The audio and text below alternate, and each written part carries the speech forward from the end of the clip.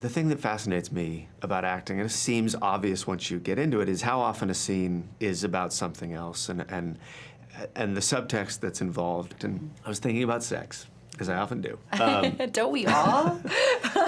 But I was thinking about the subtext of a lot of the sex scenes that you've had to do, and I realized, like, the act is a stand-in for something completely different going on. Like, in Trucker, sex is a drug that's used to hide, like heroin or something. Yes. It's used to forget your problems. And then I think in True Detective, that's complete revenge. It's a manipulation. So I wonder how you approach those things and how that influences the way you look at that. To me, they're powerful opportunities because you see people very vulnerable and you see people very truthful.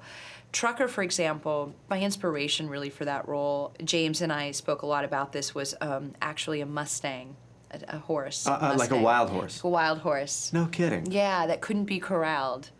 And so I had a tattoo of her on my arm, and then I think I put a Mustang on my truck.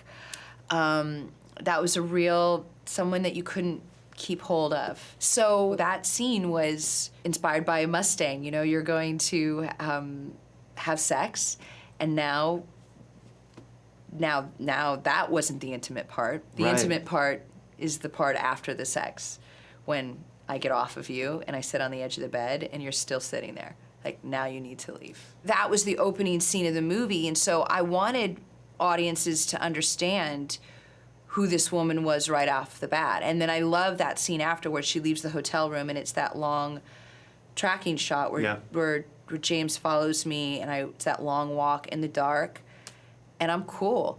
Like, I'm fine. I just got what I wanted, which was off, and then I got you out of my room, and now I'm gonna hit the road again. You know, the thing is, you always hear actors talk about their characters this way, but it's true. You know, I never judge them. There's always a reason.